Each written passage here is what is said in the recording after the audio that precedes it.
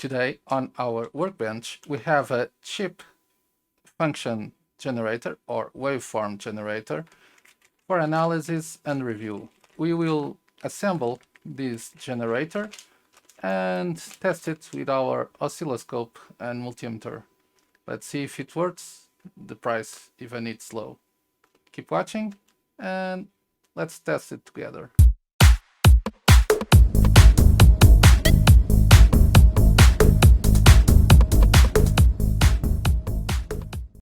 Hey there, I'm Hugo Ferreira from TechCornerTV, and today for our analysis and test we have this cheap waveform generator or functions signal generator, and we will connect it to our oscilloscope, do some testing and see if even for a low price if you should spend something on this generator.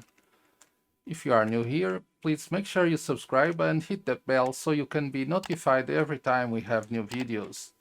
Don't forget, we have the two more channels, the Tech Corner Mailbag Day channel, where all these products are unboxed and first impressions are made, and the Tech Corner Reviews and Tips, where we do analysis and reviews of consumer electronics. So, without any more delays, let's start. The first thing to do is to assemble the case and install the generator.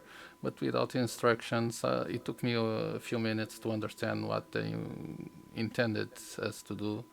And after a few minutes, well, I understood what it was supposed to do, and it got ready for the testing. Okay, we have here the FNIRSI. That's the name of the brand of manufacturer of this device. It's a little hard to spell. This is a quite simple device. I will explain it now. We have a knob for offsets, another one for amplitude. We have two outputs, two channels. This channel will output the sine wave, the square wave, triangle wave, sawtooth, reverse sawtooth, SEG, noise, and I don't know if I forgot any.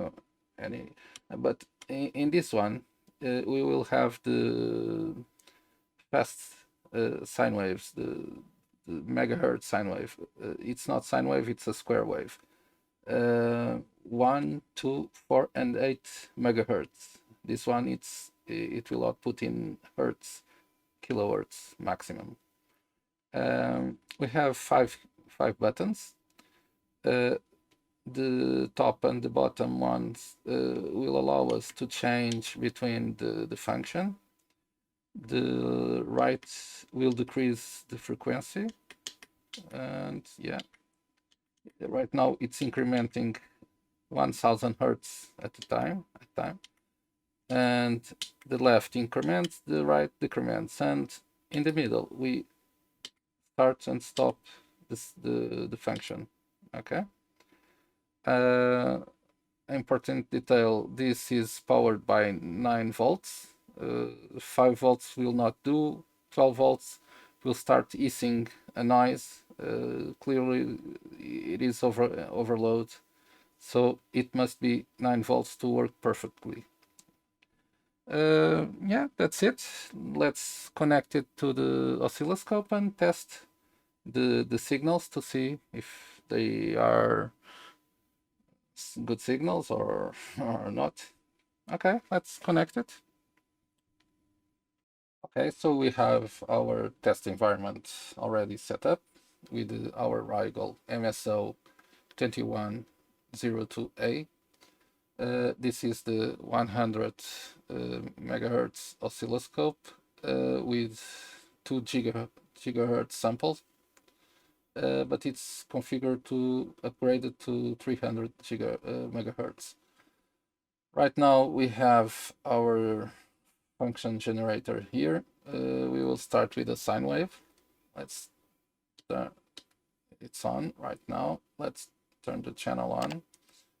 3500 hertz. We have a decent sine wave. We can see that it has a lot of imperfections, a lot of noise, but yeah, we have always to be understand that this is a low budget sine wave generator. We cannot ask much for it. 20 bucks, more or less, depends where you are buying it.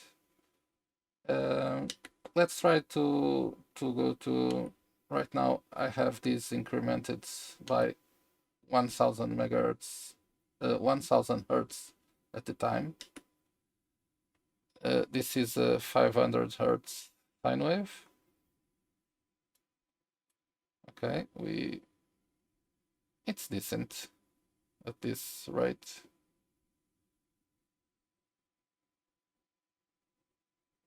If we increase a little, yeah, it will not be very steady, but yeah, we can have a sine wave with this. The next, let's try to take this all the way up to off the capacity, like 3100 hertz. That's sensible half of the capacity. Well, we can see that there is some noise, some distortion over here, but we can still have a good sine wave. We can adjust here in the function generator, yeah, but still we can manage to have a stable sine wave. Let's take it all the way to 6500. This is 6500 megahertz. It's the maximum. 65,500 megahertz. It's the maximum. Not megahertz, hertz. Sorry. We see here a lot of distortion.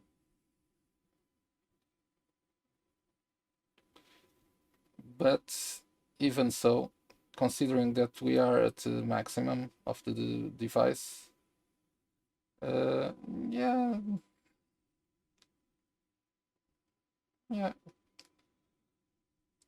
it's not perfect, but it's manageable. Steady. I don't think we can complain very much about this. It seems okay.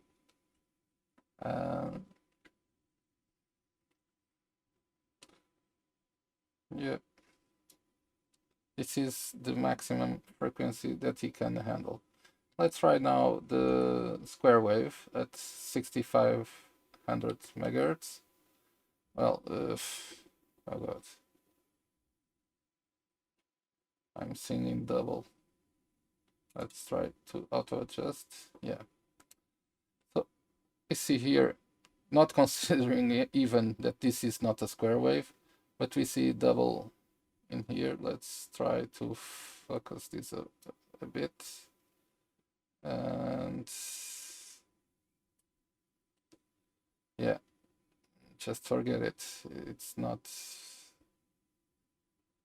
a very good square wave. Okay, we are okay taking this to the maximum. Let's try halfway. 30 kilohertz. It's a bit better, but even so, yeah, a lot of distortion.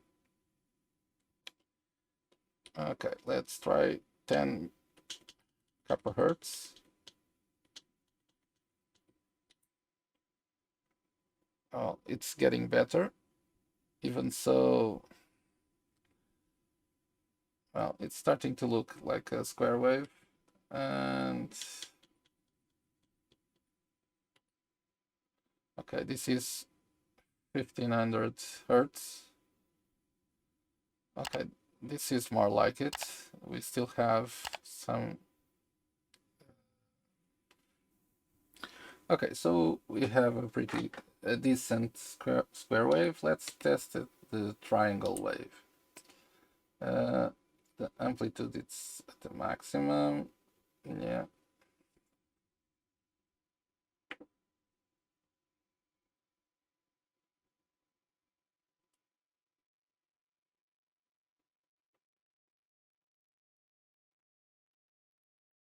Okay, it's all right. Take it to 10K, 10 kilohertz.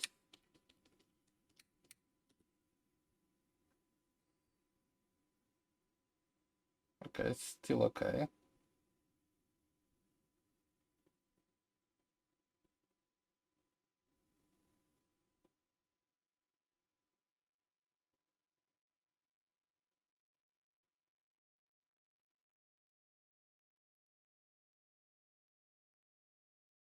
Okay, it's defined. We see some noise, but I think it's acceptable.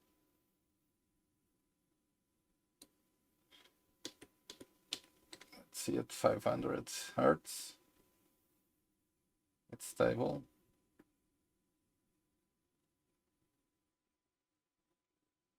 Yeah. Okay, what's next? So we have now the sawtooth. We have a little noise here.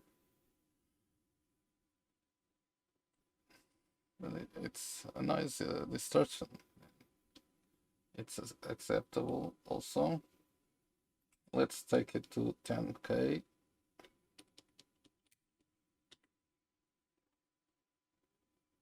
Yeah.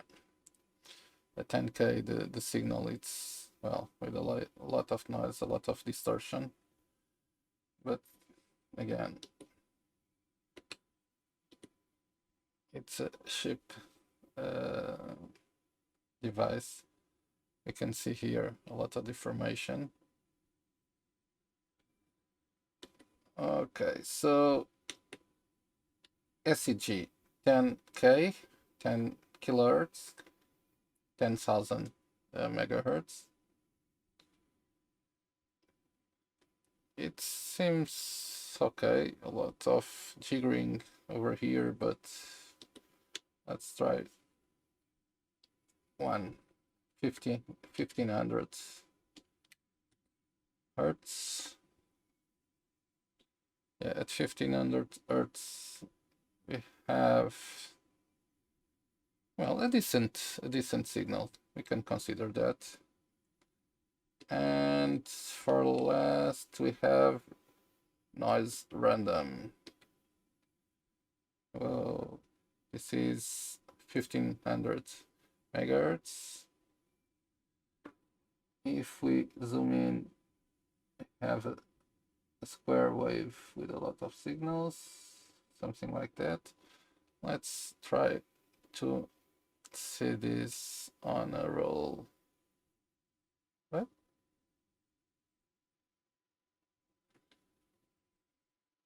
Yeah, this is only for testing, so yeah, it seems okay. And the last one, it's high speed signal. So if we connect this, we have nothing. We have to adjust the frequency. It should give us some kind of sine wave here.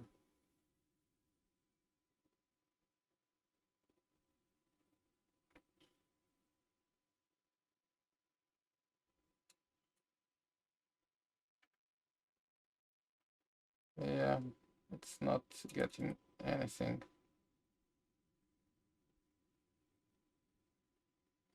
Anyway, this should be tested in this channel.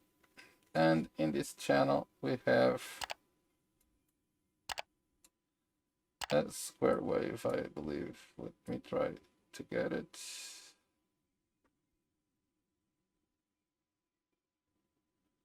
Okay, let's try auto.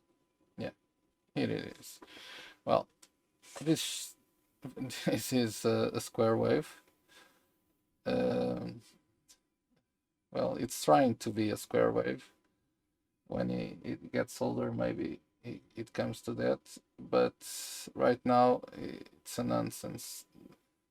A lot of deformations. And this is only 1 gigahertz. 1 megahertz, sorry. Let's try 2 megahertz.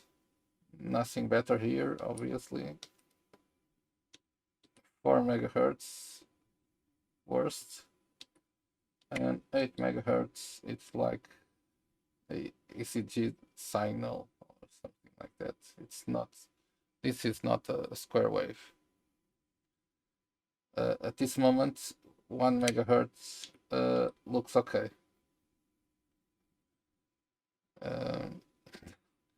So yeah, it has high speed, how they call it, output, but yeah, I don't know if we can consider this serious output for anything. So yeah, it has, but it doesn't. It's only for show off, because it doesn't work, and it's not a working signal. Okay, back to sine waves. Yeah, oops. I think that we can do the conclusion now. Yeah, let's do it.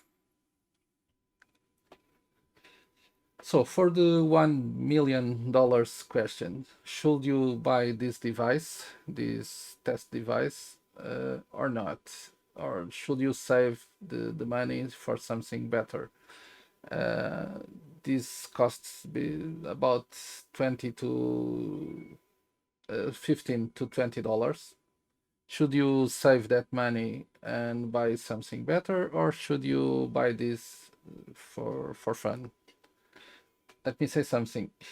I decided for me, and if you have that option, when buying test equipment, I try to buy always something that will give me good results. I can trust in the results, and it has to be it has to have quality.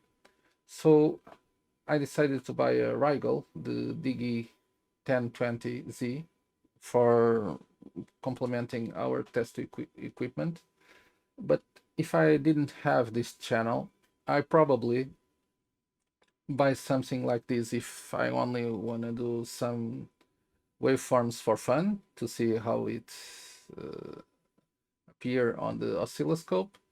But if we really want to try something and use the waveform generator to test something, I probably will save the money, the $20 or something like that, and we'll put some $40 on top of it and buy a bench waveform generator for $58, I believe. We have already a waveform generator. I think I saw two models, one 5 megahertz and the other one 6 megahertz, two channels, for $58 or something like that, something like 43 euros. So yeah, I know everything it's pricey. It's pricey. So a waveform generator, if you don't have use for them, it's something that will be there only for fun. If you want to test it, yeah, this should be okay. If you want only to have some, well, sine waves on your oscilloscope and see how everything works and test PWM with the square waves, probably you don't even have to spend $20 on this. Just go with a module. I will leave a link in the comments for this model and for the bench alternative bench waveform generators. But you have modules for $2, $3 that will do sine waves, square waves, and triangle waves.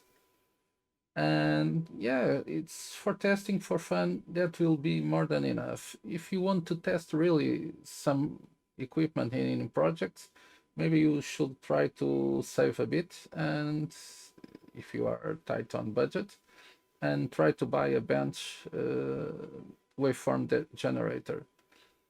Well, that's it. That's my honest and impartial opinion.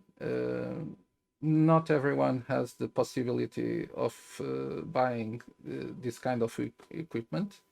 That one, on the end, cost about 900 euros. It's quite pricey, and I understand that, well, we have a different objective with this equipment, because we have a channel, we want to test things, and we want to have accurate results. For the common hobbyist that just want to learn and nothing more than that, yeah, this might be a solution. Something more professional, like $60, 43, 45 euros, you will have some solutions for 6 megahertz to start, 80 euros for like 25 to 60 megahertz. So you have solutions. For me, this was bought only to test, to see the quality. It's cheap, and the quality, it's, I don't want to say bad, because you have what you pay for. You have a cheap object. It will do what it's supposed to be by the minimum.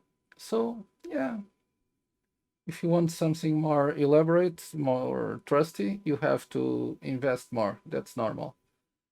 So yeah, that's my opinion. If you want to test, to have some fun, this will be enough. You want to have a little more quality and more accuracy in the tests, invest more, 40 euros, and buy one 5 megahertz workbench waveform generator. And yeah, if you just want to see the sine waves on the oscilloscope, buy a module for $2. Yeah, that's it. I hope this review and this test was useful for you. If you like it, don't forget, give a thumbs up. And yeah, thank you for watching. Don't forget, if you haven't already, please subscribe and make sure you hit that bell so you can be notified every time we have new videos. Don't forget to take a look in the other two channels we have. The Mailbag Day, where all of this, it's open and reviewed, and the first impressions, and Tech Corner Reviews and Tips, where we analyze and review consumer electronics. Okay? Stay safe, and we see you in the next video. Thank you.